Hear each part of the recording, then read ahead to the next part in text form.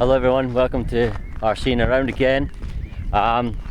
This is part 2 or second video of my test of the Tay Models newest edition of the FTX Surge MT, which is given to Tay Models by the supplier as a demo car to prove whether or not the car is up to standard. Now, to recap, the original releases of the FTX Surge have been atrocious, and I mean that in the fullest possible extent. They have been terrible. You know, I've told the stories before, but if you've not seen them, you know, people breaking them at the smallest, jumping off a curb, even jumping off a curb onto, you know, snapping in half, like chassis snapping. Young guy on Christmas had it break twice within 2 days, reversed into a curb and the whole back end fell off. So no good whatsoever. We have been promised that the plastics are improving, hence why I'm here testing this little monster truck. Now, I spoke to Tim, also known as Chewbacca, from the Motorsport Forum. He's the owner of the FTX Surge, as well as a couple other FTXs. He likes his FTXs.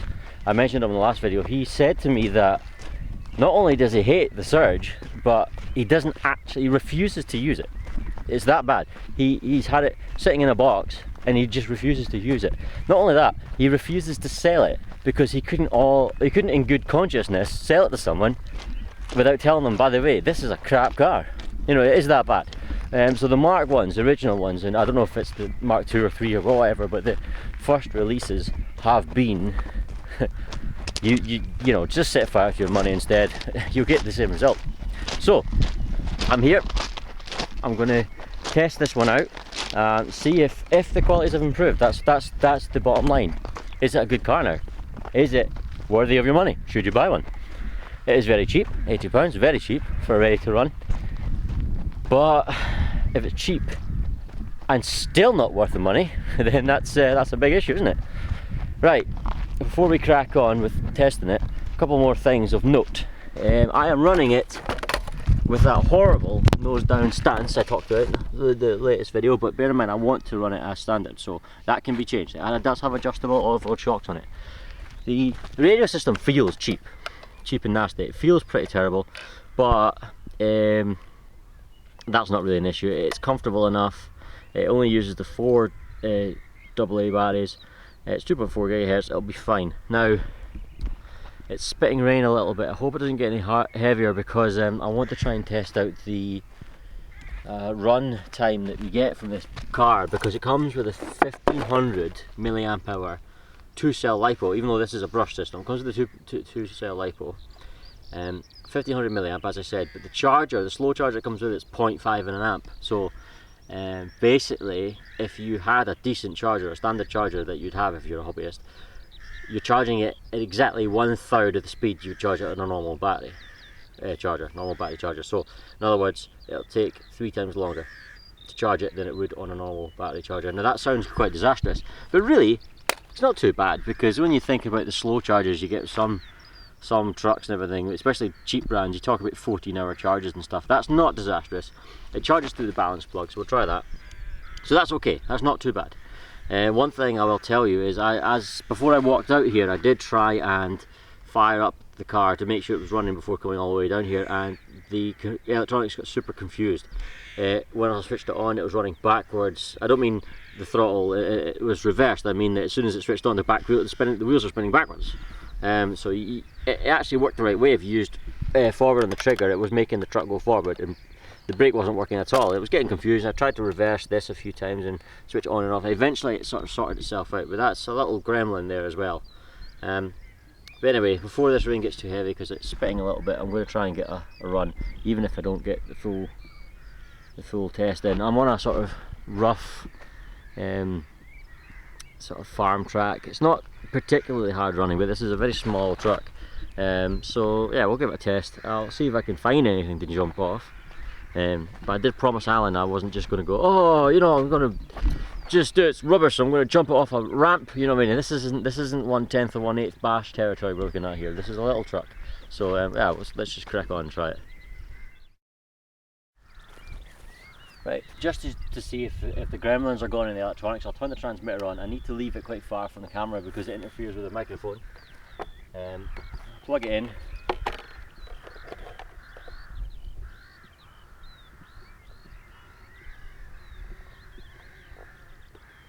think that's in. Yeah, it looks in. Let's see if this actually works.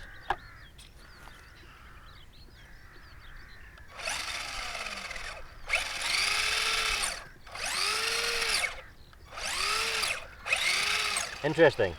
That's a bit odd. It accelerates faster in reverse. It's got, if you look at the delay and forward, reverse has got a quicker response, so that would make you think that the ESC is reversed and it needs to be the other way around. But it has actually got a higher top speed in forward. Anyway, you know what? Let's just try it. I'll stop guessing, I'll stop surmising, I'll just test the thing.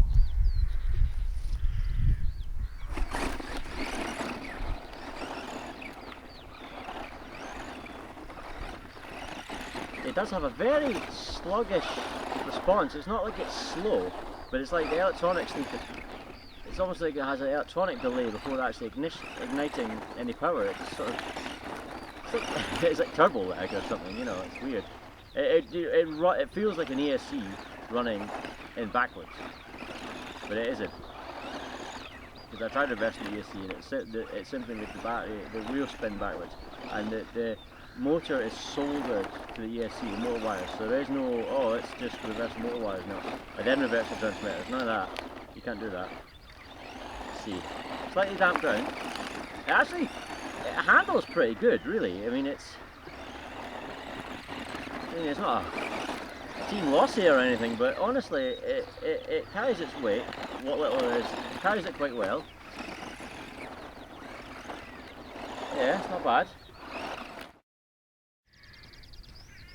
Right, the rain is coming down a bit harder now, so I'm going to try and get a few more things in. What we have here is a little entrance to a field. The camera doesn't really show it right, but there's a small sort of, it goes down here. It would be a jump basically if it was going in the other direction. So it's not hard. Oh, a rock there, I'll get rid of that. It's not hard or anything, it's soft soil, but there is a bit of a jump, and I'm just going to launch it out there for a few attempts and see if it survives it.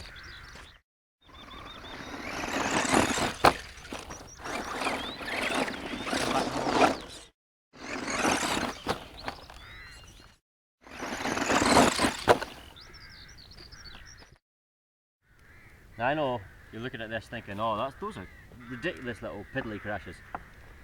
The Mark 1 probably would have broke by now. It was that bad. Let's try something else.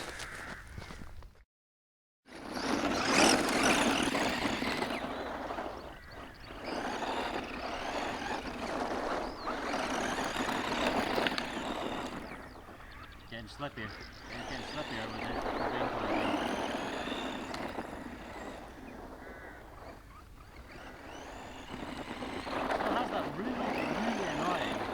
Lag. You see that there? I'm trying to accelerate. I'll go. See that lag? Quite irritating. I wonder if it's the same in reverse. Right. Actually, I refuse to reverse there completely.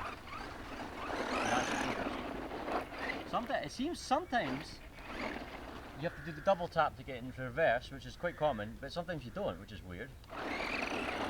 Nice J-turn, no? Right now, I'll be honest with you, it's a relatively sorted little motorcycle. It's got that irritating little lag, which honestly I would, if I was serious about something like this and I knew it could take it, I'd up the power system a little bit and ditch that all-in-one receiver ESC unit. But right now it feels okay, it handles okay. Okay, it's sliding around because it's wet and slippy, but the weight transfer is good. It doesn't understeer particularly. It oversteers on this soil, but it's nice and catchable. You can slide it and hold it and slide it. It's quite, you know, chuckable. Chuckable's the word.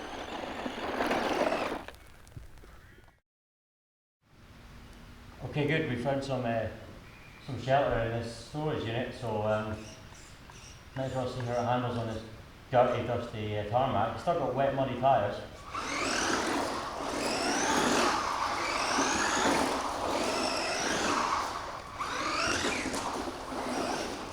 Does it have any off-road ability over this? That's okay. There we go, smash the wall.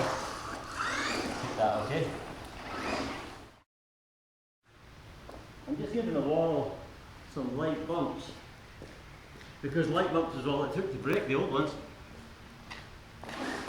I'm not going to hit it full speed or particularly hard or anything. I just want to see if funny angles and awkward hits do anything to it.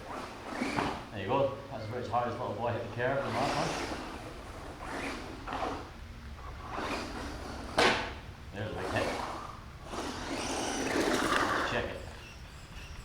I say big hit. You know, you 180 buggy guys over that's not a hit, but for this.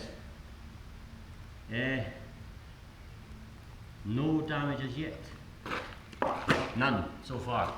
Again, I will say again, super light abuse. I know I'm not exactly pushing an RC model here, but for a Surge, that's like a nuclear bomb.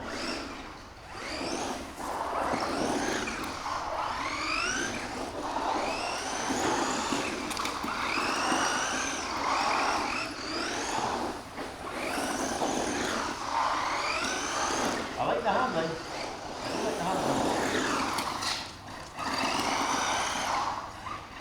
I wonder if we can find anything to jump it over. Okay, a little jump. Pallet. We'll see if it can handle it. It's only a small jump.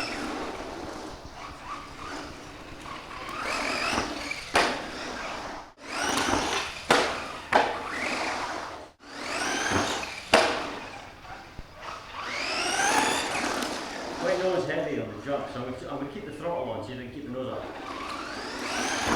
And that's my get low. That's fine, I'm doing jumping and crashing.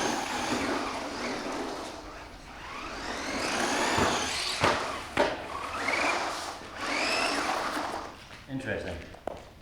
Seems to take it okay.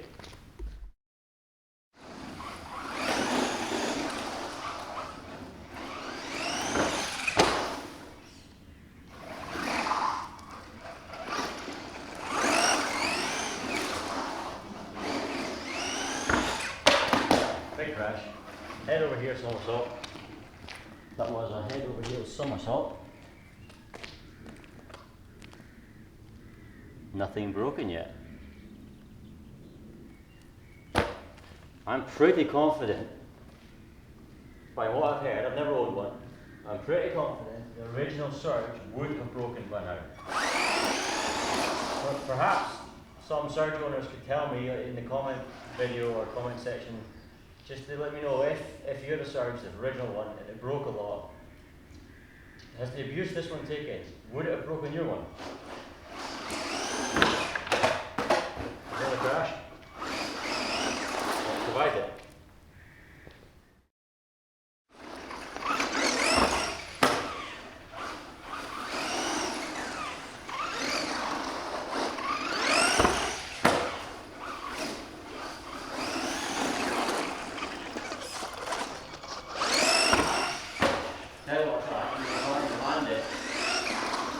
On a turn. It's a bad handle.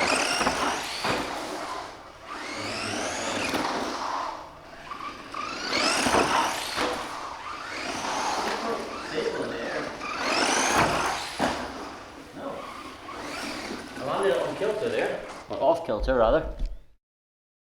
That last jump landed on the side of the wheels. Like this, carrying the momentum. It seems okay. I mean, obviously I'll check it afterwards to make sure the drive shafts are still okay because they're so thin, but I'm actually surprised, if I'm honest. I mean, that is not a lot of heavy use. I'll say it again, this is a light truck for light bashing only, but the original ones could not survive light bashing, or even feather bashing, or even non-bashing. You look at it and it'd fall apart. Has this FTX Surge, has it really turned a corner here? It's beginning to look like it, actually.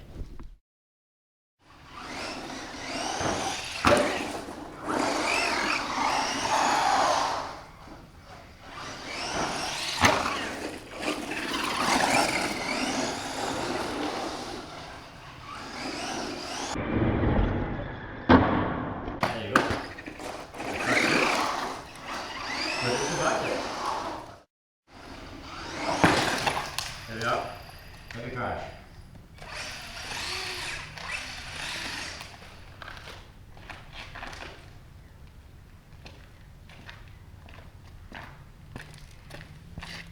Still no issues that I can tell. Obviously I check the drive shafts and such when I get in. Temperature check. Motor's hot. Motor is very hot to touch. Speed controller is not too bad, slightly hot. It's quite hot, but it's not too bad. The motor's scorching. Right, I think I'll bring it in. Look at all the hay wrapped around the drive shafts. And I'll bring it in, we'll have a look over it.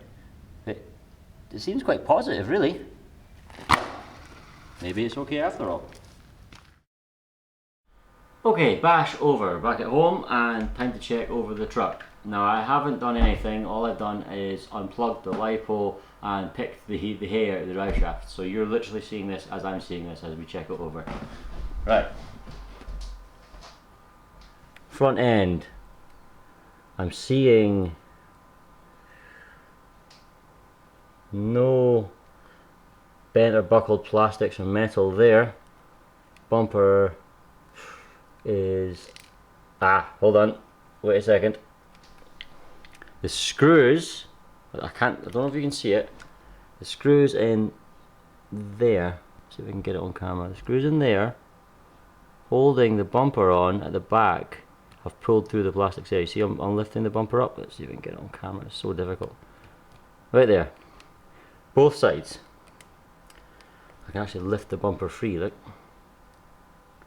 These two screws hanging underneath there and there have pulled through where they're supposed to mount. They're supposed to mount right in there and in there, but they've actually bust right through it. They've pulled right through it.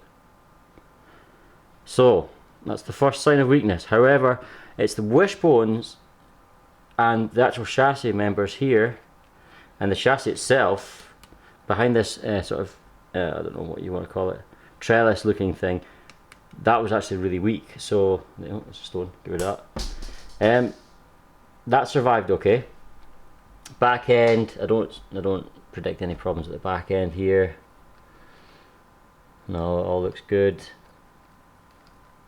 Yep. Drive shafts, that's one of the big issues.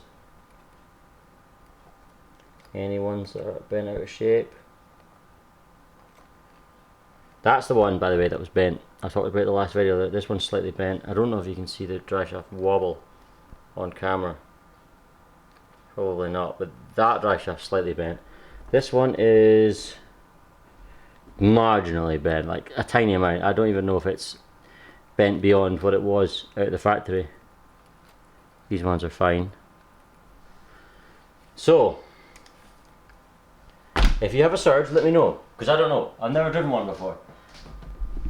Is that what you expect if you have a Mark 1 Surge or Mark 2 or whatever they call them, the original releases? If you got an original release Surge, would yours take this? Tell me. Put a comment in the video. Is this stronger than yours? Would you expect it to break before that? Did yours break at the bumper mount point? Possibly. I mean, this one certainly has. So I need to come up with a conclusion so far. This is not going to be my only video about this truck, because you can't go, it's survived the first bash, it must be a tough little basher, even though it's a little bit of damage. No, an RC car can't bash once and then be declared a good basher. It needs to bash time and again. It will break eventually, everyone does. Even the best cars in the world break if you bash them around. But they're supposed to take a few, and I wasn't going overboard at all with what you saw, not at all. Absolutely not at all. My what's it called, Basher Pitbull, which is basically a Maverick Alun, which is basically a high moto Baron, which is basically a Rip Max Coyote, that would survive that. And it's tiny, and it's like 1/24th or something, or I can't even remember, but it's totty little thing, and it was only £28, but that was a bit of an exceptional case. And the Maverick Alun's around about the same price as this, so you're really talking, do you want this or Maverick Alun? Maverick Alun is literally half the size of this. But that would survive what I threw at this today, I can tell you that much. Yeah, I don't really know what to conclude. A little bit broken, that's a bit crap. I mean, I did hit the bumper a few times, so it wasn't hard. Definitely wasn't hard. I did try and land it awkwardly, deliberately, but that's more, you know, pressure on the suspension and steering components rather than the bumper. So that shouldn't really have done anything. And I'm still a bit of a question mark to do with those electronics. You know, it was a bit glitchy when I first tried to turn it on. It was misbehaving a little bit, and then you saw that it actually delivered the power more eagerly in reverse than it did forward, even though the top speed was higher in forward. So, you know, the motor could spin naturally faster in one direction than the other. You know, if the motor was even left to right, or clockwise and anti-clockwise, would it actually be the same in forward and back? And really the ESC's to blame for that? I don't know. Like, I'm not going to comment on that because I'd be guessing. The only way to check would really be try different electronics, try a different motor, try a different ESC. I'm reasonably happy with it, to be honest. With the nightmare times people have had with it, the little boy reversing it into a curb, I hit it harder than he did and it survived better than his one. So it probably is better than it used to be, but I'm not going to say it definitely is yet. I'm going to do a few more videos, we'll find out, we'll see if there's any hairline cracks appearing in any of the plastics, and take it from there. You know, maybe after 3-4 videos, can we go, okay, this is good. Maybe we should have it side by side with the little Basher Pitbull and see how it compares. We'll see. Thanks for watching. Yeah, again, if you are an FTX Surge owner, please give me feedback on what you saw. Did you just take more? Did you just take less? Is that the sort of bashing you've done? Did you expect it to last longer? Did you expect it to last as long as it did? And how much battery life were you getting? Because I didn't flatten it because the rain came on. And I can't check the amount of volts left in the cells because it uses funny plugs which I don't have on my charger, and this charger doesn't tell you. So anyway, thanks for watching. Catch you later. Cheers.